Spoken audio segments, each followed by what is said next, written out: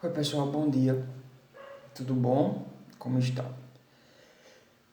Tô dando bom dia porque na verdade ainda é bom dia, né? A aula vai chegar à tarde, mas por hora é bom dia. Não sei como vocês estão, sabe? Em relação a tudo isso que a gente tá vivendo. Eu, na verdade, ando me sentindo muito desconfortável. Porque cada vez mais a gente vai percebendo que essa situação ela ainda vai perdurar por mais um tempo. O receio de ver a doença avançando, chegando mais próximo da gente, das pessoas da nossa família, é um pouco desconcertante. Acho que a palavra correta é essa, é um pouco desconcertante.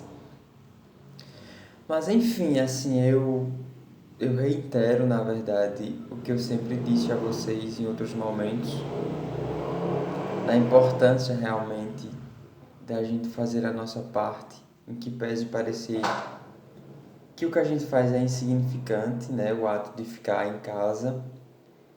Mas é isso, minha gente. Parece bobagem, mas diante da ausência de medicamentos e de tratamentos eficazes, ficar em casa, manter o distanciamento ainda é a medida mais viável, tá? Fiquem bem, se cuidem e cuidem das pessoas da família de vocês, por favor, né? Temos uma responsabilidade social com toda essa situação, fazendo a nossa parte, dando a nossa contribuição de forma significativa, tá, gente? Eu ando dormindo mal, eu ando pensando demais, enfim, tem a rotina de trabalho também que torna tudo um tanto mais cansativo. Vejam bem, nós estamos falando, vamos agora voltar pro conteúdo, tá? Ó, nós estamos falando sobre, hoje é filosofia, certo? Vamos estudar filosofia novamente. Na aula anterior, eu conversei com vocês sobre Giordano Bruno, sobre Ptolomeu, sobre Nicolau Copérnico, tá? Quem foram essas pessoas? Olhem, queridos, todos esses estudiosos são cientistas e também filósofos, tá? Eles fizeram descobertas significativas para a ciência, para a filosofia, perdão, para a matemática, tá? E por que houve difícil aceitação dessas descobertas deles?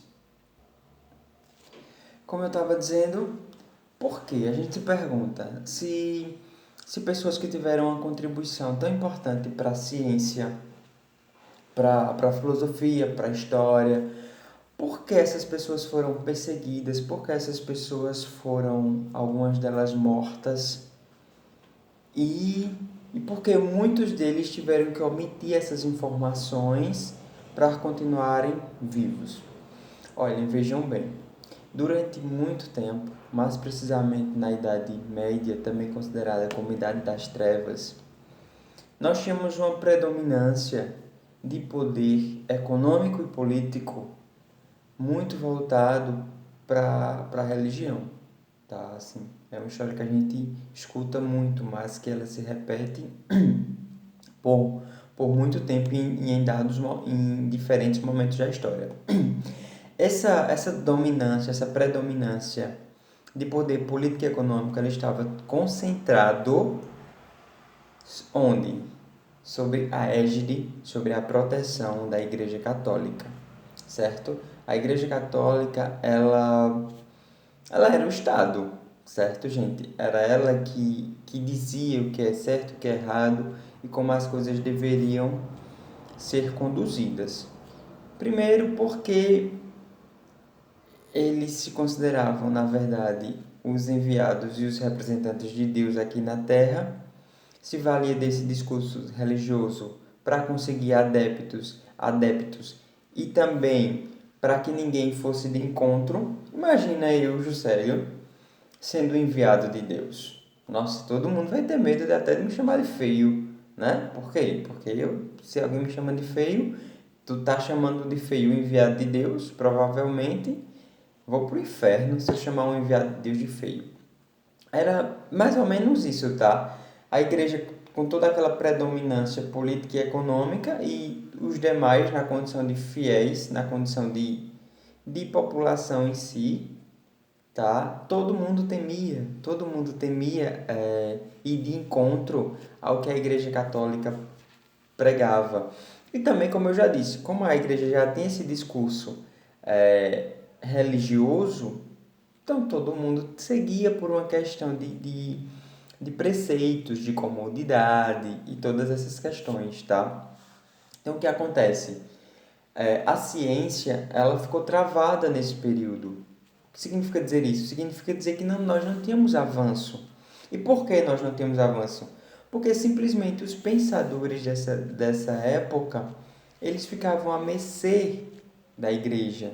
Então eles não podiam, na verdade, se manifestar. Muitas descobertas que eles faziam, eles guardavam para eles. Aqueles que desafiavam, como Giordano Bruno, ele foi morto. Tá? Ele foi perseguido pelo Tribunal do Santo Ofício, como eu disse a vocês, como eu falei na aula anterior. Acho que foi na aula anterior. O Tribunal do Santo Ofício era, na verdade, um tribunal, tá, composto de membros da Igreja Católica, que levariam essas pessoas a julgamento, davam uma sentença, geralmente a sentença era a morte. Essa morte acontecia em praça pública, tá? A pessoa era queimado na fogueira em praça pública. Por que a igreja fazia isso? Porque o tribunal do Santo Ofício fazia isso como uma forma de intimidar, tá? Se eu era uma pessoa que era considerado contrário aos pensamentos da Igreja Católica, então eu seria perseguido, tá? Eu teria um julgamento em que pese esse julgamento era tendencioso, tá? O que era colocado em questão era só o que a igreja realmente queria. Então, o que acontece?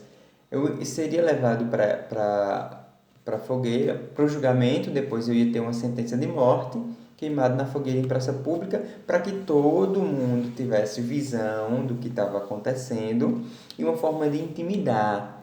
Por quê? Porque se as pessoas estavam vendo que eu, que fui contra a Igreja Católica, estava sendo queimado em praça pública numa fogueira, quem ia querer contrariar a Igreja Católica? Poucos, na verdade, muito poucos. Inclusive muitos, como no caso de Galileu Galilei, que teve uma grande contribuição para a astronomia, para a matemática, para a física, certo, gente?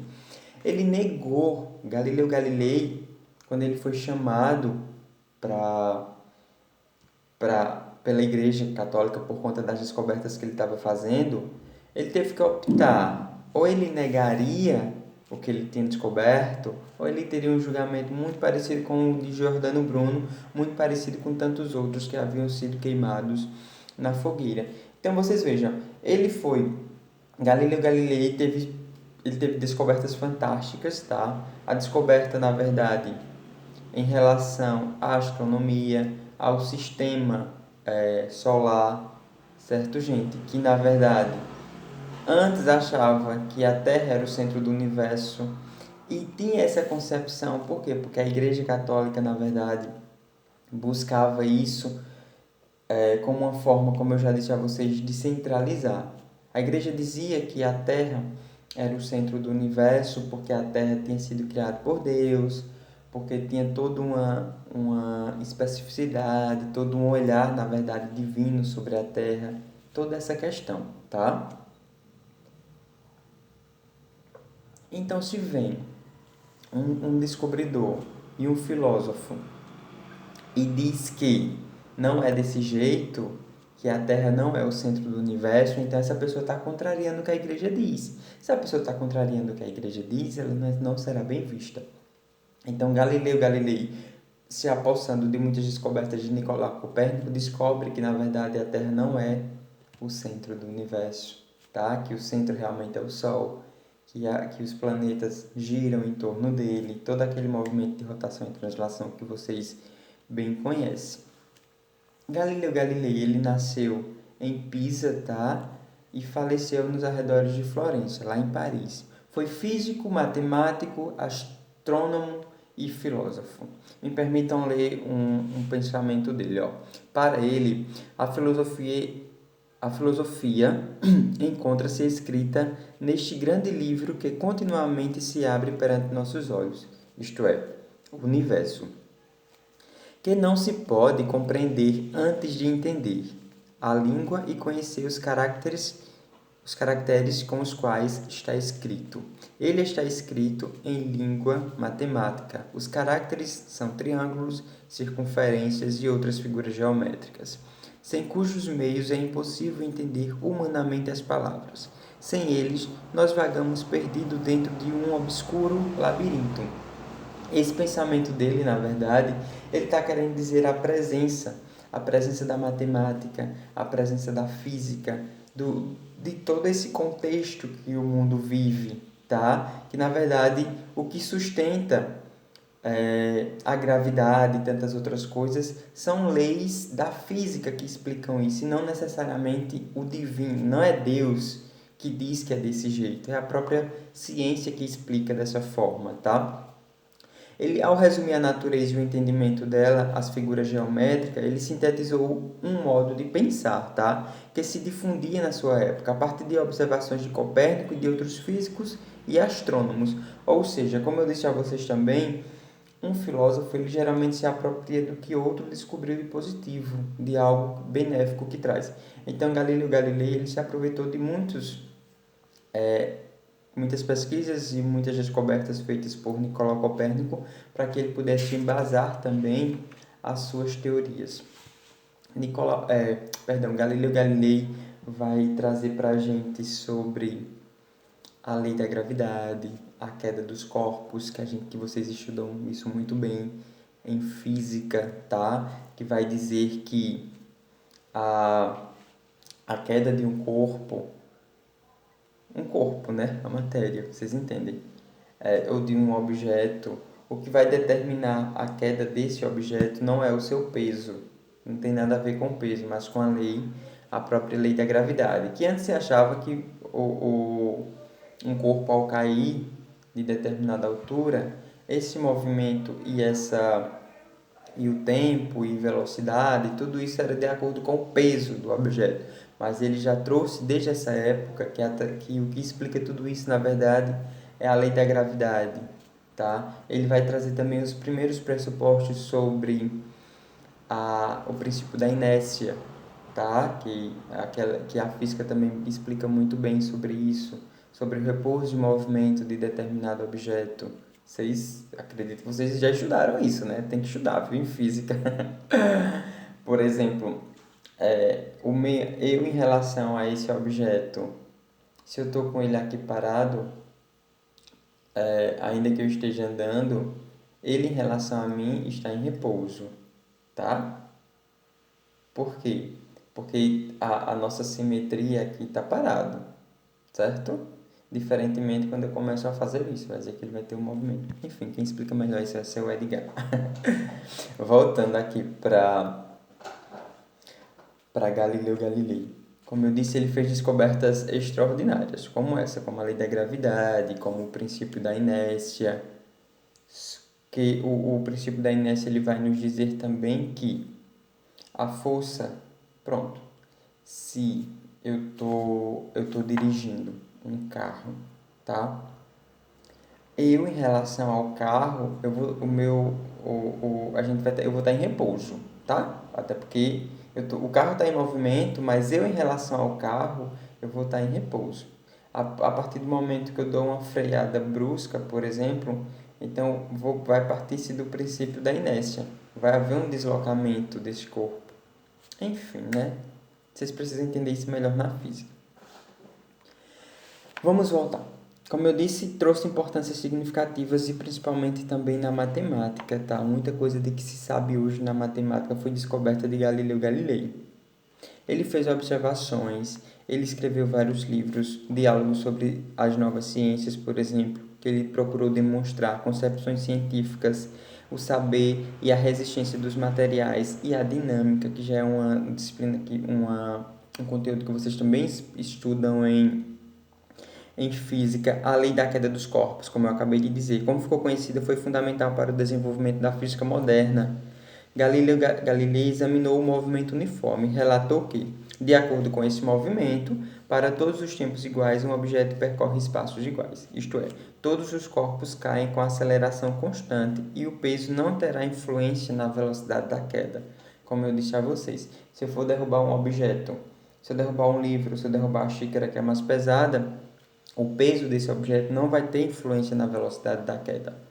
Isso demonstrou o equívoco da tese de aristotélica, segundo o qual as coisas mais pesadas haveriam a chegar ao repouso com maior rapidez. Então, vocês vejam, várias descobertas que Galileu Galilei fez contrariou muitas outras descobertas. A Igreja Católica, que se baseava muito nas concepções aristotélicas, Galileu Galilei aperfeiçoou o telescópio. Quando ele foi procurado pela Igreja para dar esclarecimento acerca das suas pesquisas, ele convidou, tá? Ele convidou aquele pessoal da igreja responsável pela sua investigação para que fossem até o local, o estabelecimento dele, e pudessem observar através do telescópio que ele havia fabricado. E ainda assim as pessoas se negaram. Ou seja, Galileu Galilei ele não apenas dizia, ele comprovava o que ele havia descoberto. Vejam que parte triste, né, da história assim, de um cientista e de um descobridor.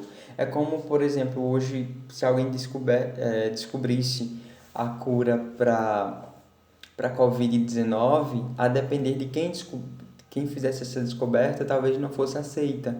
Por quê? Porque tem toda uma conjuntura política e social por trás que às vezes não permite que haja avanço. Tá, gente? Ó, os livros e as obras de Galileu Galilei também foram escritas no Index, que eram os livros proibidos da igreja, que eram condenados pelo Tribunal do Santo Ofício. Esse Tribunal do Santo Ofício, como eu disse a vocês, eram compostos por algumas pessoas, alguns membros da igreja, e eles ficavam com a incumbência, ou seja, com o objetivo de receber as denúncias em relação à bruxaria, em relação a essas negações contra a ciência, em relação a acusações de heresia, quando você estava contrariando o que Deus havia pregado. Então, esse tribunal do Santo Ofício recebia essas denúncias, fazia as averiguações e depois um julgamento condenando essa pessoa. Como eu disse, o Giordano Bruno foi condenado e foi morto na fogueira, e tem tantos outros também que isso aconteceu. No caso de Galileu Galilei, ele foi várias vezes, salvo engano, duas vezes ele foi chamado pelo Tribunal do Santo Ofício. Uma dessas vezes ele teve que negar, tá? Tudo, e outra vez ele teve que desmentir as próprias pesquisas que ele havia feito, tá, gente? Hoje eu não vou passar atividade para vocês, não. Hoje eu vou